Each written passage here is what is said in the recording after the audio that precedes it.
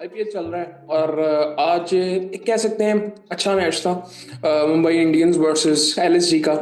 तो पहले मैं आपको स्कोर कार्ड बताता हूँ, फिर उसके बाद बात करते हैं। लखनऊ ने पहले बैटिंग की और मिचेल मार्श और एडन मार्करम ने ओपन किया और दोनों ने बड़ी ज़बरदस्त इनिंग्स खेली आई थिंक। स्पेशली अगर मैं मिचेल मार्श की बात करूँ, उस बंदे ने टोटल 60 रन बनाए 31 बॉलों में। 193 का स्ट्राइक रेट, 193 का, 2 छक्के 9 चौके लगाए। और ये रन उसने पावर प्ले के अंदर बनाए हैं। पावर प्ले में लखनऊ ने 69 रन बनाए थे, जिसमें से 7 रन जो थे वो एडन मार्करम के थे। 60 रन थे मिचेल मार्श के, और 2 रन एक्स्ट्रा थे। और ये अकेले इसने मारे थे। और आई थिंक क्या जबरदस्त इनिंग खेली है उसने। और इसी की वजह से शायद वो टोटल हो सका था। उसके बाद जब ये आउट होता है तो निकोलस पुरान आते हैं। अच्छा उनका टूर्नामेंट जा रहा है, बट आज इतनी लंबी कोई खास इनिंग खेली नहीं उन्होंने। 6 बॉलों में 12 रन बनाए, एक चौका एक छक्का लगाया। उसके बाद ऋषभ पंत आए। अब ऋषभ पंत का इशू चल रहा है। और मैं अभी कल परसों देख रहा था कि पिछले मैच में इंडिया के एक बहुत बड़े टीवी चैनल पे आई थिंक एक बंदे ने टीवी तोड़ दिया। सो आई थिंक वो भी आईपीएल के मैच में, वो इंटरनेशनल मैचेस की बात होती थी और मोस्टली इंडियन मीडिया पाकिस्तानियों को डिस्कस करते थे इस मामले में, जो कि आई थिंक वो रियलिटी वो भी नहीं थी। रियलिटी ऐसी कुछ नहीं होती जो मीडिया में डिस्कस हो रही होती है। ये मीडिया चैनल के ऊपर, डिजिटल मीडिया के ऊपर आई थिंक ये था। स्पोर्ट्स तक की मैं बात कर रहा हूँ, विक्रांत गुप्ता साहब का जो शो है, उसी शो के अंदर एक साहब ने बाद में उन्होंने आगे माफी भी मांगी आई थिंक।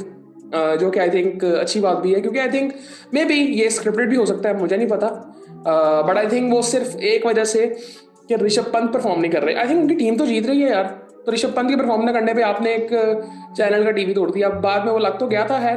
खैर उन्होंने बाद में जो एक्सक्यूज किया था, वो उन्होंने बाद में ये भी कह दिया था कि ऋषभ पंत परफॉर्म करेंगे तो मैं बाद में लगा भी दूंगा, ये वो ऐसी बातें हुई थी।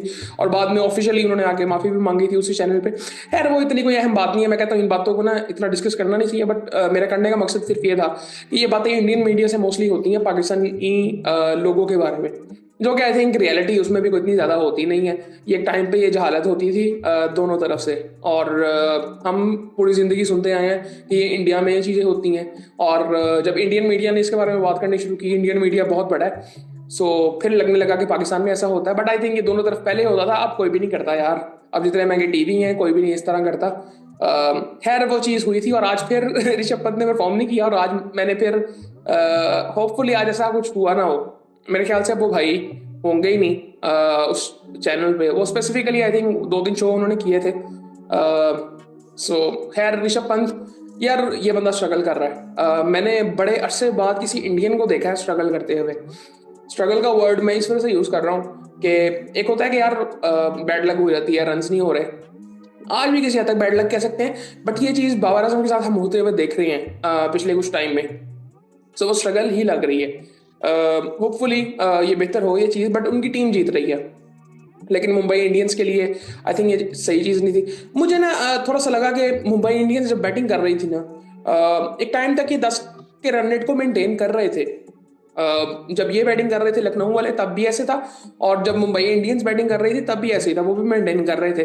तो मुझे लगा कि उन्होंने उनको जब 13-14 ओवर में आपका एक रन रेट मेंटेन हुआ है, वहां पे आपको एक ओवर आगे चलना है, जो कि नहीं हुआ उस वक्त। और एंड में फिर आखिरी 2 ओवर में मैच हाथ से निकल गया। और उस वक्त जो तिलक वर्मा को आई थिंक उन्होंने रिटायर्ड आउट किया, मुझे उसकी समझ नहीं आई उस डिसीजन की, हार्दिक पांड्या की। खैर ऋषभ पंत जल्दी आउट हुए। फिर उसके बाद आयुष बेदोनी ने 30 रन बनाए 19 बॉलों में, डेविड मिलर ने 27 रन बनाए, अब्दुल समद ने 4 रन बनाए। और इस तरह करके 203 रन बना लिए लखनऊ ने।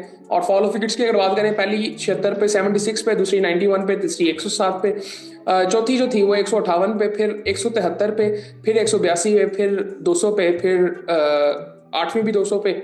और इसी तरह उन्होंने 203 रन बना लिए। सो उसके बाद अगर बॉलिंग की बात करें मुंबई इंडियंस की, तो ट्रेंट बोल्ट ने 3 ओवरों में 28 रन दिए, एक आउट किया। आई थिंक मैं भी एक मीम देख रहा था। सो आई थिंक उसमें था कि अंबानी साहब अब बुमराह को जिस तरह से याद कर रहे होंगे, बुमराह आई थिंक नहीं है, तो ये आई थिंक बड़ी एक आई थिंक एक स्ट्रेंथ होती है एक टीम की, वो नहीं है। और आज रोहित शर्मा भी नहीं खेल रहे थे, जो कि आई थिंक इंजरी थी उनको कोई शायद। खैर दीपक चहर ने 2 ओवरों में 23 रन दिए, कोई आउट नहीं किया। अश्वनी कुमार ने 3 ओवरों में 39 रन दिए, एक आउट किया। मिचेल सेंटनर ने 4 ओवरों में 46 रन दिए। यार इसको मार पड़ रही है, पिछले मैच में भी आई थिंक इसको मार पड़ी थी। विघ्नेश पुथुर ने 4 ओवरों में 31 रन देके एक आउट किया। हार्दिक पांड्या ने 5 आउट किए, 4 ओवरों में 36 रन देके 5 आउट किए। बड़ी जबरदस्त बॉलिंग कर रहे थे और वो उनका एक अपना एक तरीका कार है, स्वैग अपना खेलने का।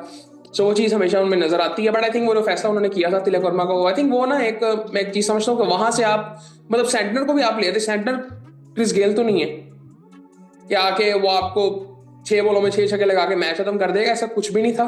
तो तिलक वर्मा सेट भी था, बट तिलक वर्मा की मुझे इनिंग की समझ भी नहीं आई थी कि उन्होंने क्या इनिंग खेली थी। सो खैर मुंबई इंडियंस ने बैटिंग की। रोहित शर्मा आज नहीं खेल रहे थे, विल जैक्स ने ओपन किया, वो भी 5 रन बना के आउट हुए। रेयान किल्टन ने 10 रन बनाए 5 बॉलों में। नमन धीर ने अच्छी इनिंग खेली यार, मुझे इसकी इनिंग बड़ी जबरदस्त लगी थी। 46 रन जिसने बनाए 24 बॉलों में। एक टाइम पे इसका 11 बॉलों में 32 था और बड़ी जबरदस्त इनिंग खेल रहा था। 3 छक्के 4 चौके लगाए, 191 का स्ट्राइक रेट इसका था। एक टाइम पे इससे भी ऊपर था। उसके बाद सूर्य कुमार यादव की बहुत आई थिंक बड़ी जबरदस्त इनिंग थी उनकी भी। 67 रन बनाए 43 बॉलों में, 1 छक्का 9 चौके लगाए, 155 का स्ट्राइक रेट उनका भी था। तिलक वर्मा ने 25 रन बनाए 23 बॉलों में। मुझे उनकी इनिंग की समझ नहीं आई। अब इन्हीं को चाहिए था कि ये जब 13-14 ओवर हुए थे वहां पे ट्राई करते कि आपका 15 ओवरों में 160 होता और 4 ओवरों में फिर 5 ओवरों में आपको 40 चाहिए होते। ये चीजें वहां ट्राई करनी चाहिए थी। मुझे ऐसे तो आखिरी 2-3 ओवरों में ऐसे लगा कि वो ट्राई भी नहीं शायद कर रहे हैं, या बॉलिंग वो स्लो बॉल फेंक रहे थे। आप ट्राई तो करो छक्के मारने की, आप आउट हो जाओ, जो कि बाद में भी आई थिंक हुआ ऐसे। सो खैर अब राज बाजवा भी आई थिंक ये भी बेटर नहीं है I think. So I think ये थोड़ा सा देखना चाहिए था इनको।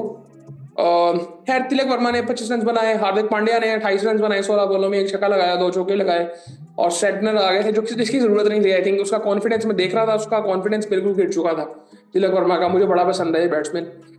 इनकी फॉल विकेट्स की अगर बात करें, पहली 11 पे, दूसरी 17 पे, फिर तीसरी 86 पे गिरी। तो वहां पे आई थिंक काफी हद तक और 8 ओवर हुए थे, वहां पे भी 10 से ऊपर की इनका जो रन रेट जा रहा था। तो वहां पे आई थिंक इनको थोड़ा सा कैपिटलाइज करना चाहिए था। फिर चौथी 152 पे, पांचवी 180 पे और 5 ही इनके आउट हुए। पांचवा भी आई थिंक रिटायर्ड आउट किया था इन्होंने। सो उसके बाद अगर बॉलिंग की बात करें तो शार्दुल ठाकुर ने 4 ओवरों में 40 रन देके एक आउट किया और आकाशदीप ने 4 ओवरों में 46 रन दिए एक आउट किया। आवेश खान ने 4 ओवरों में 40 रन दिए। दिग्वेश राठी ने 4 ओवरों में 21 रन दिए। बिश्नोई ने 4 ओवरों में 40 रन दिए, कोई आउट नहीं किया। यार एक और मैंने इसको देखा था, कॉर्बिन बॉश को, मुंबई इंडियंस की बैटिंग बॉलिंग में। कॉर्बिन बॉश ने भी आई थिंक कवर किया था, मुझे यहाँ पे नजर नहीं आ रहा।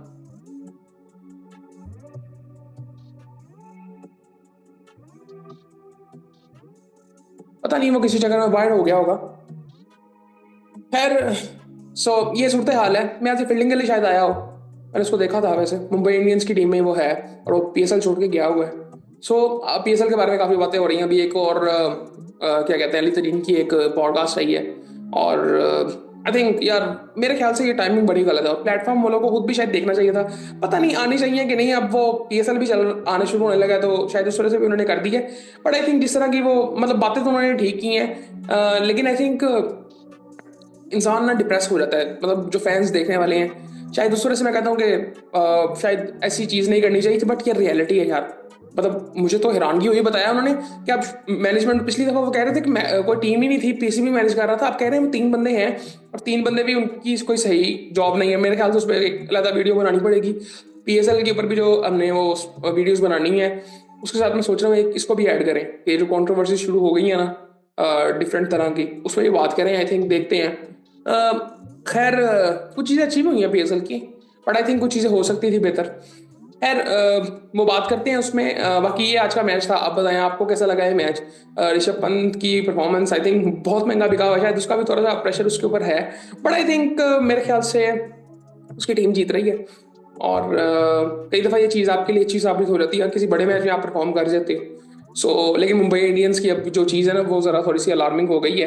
वो अब ये है कि अगर हम थोड़ा सा टेबल देख लें मुंबई इंडियंस का और हैदराबाद का, इनकी क्या सूरत हाल चल रही है अगर हम थोड़ा सा देखें तो हैदराबाद लास्ट पे है। 4 मैच उनके हो गए हैं और 1 मैच वो जीते हैं हैदराबाद वाले। जिसमें उन्होंने 250 खा भी लिया था। और मुंबई इंडियंस की अगर बात करें 4 ओवरों में, उन्होंने भी वो भी एक ही जीते हैं। बाकी अभी वो चेन्नई वगैरह वो भी 3-3 मैच उनके हुए हैं।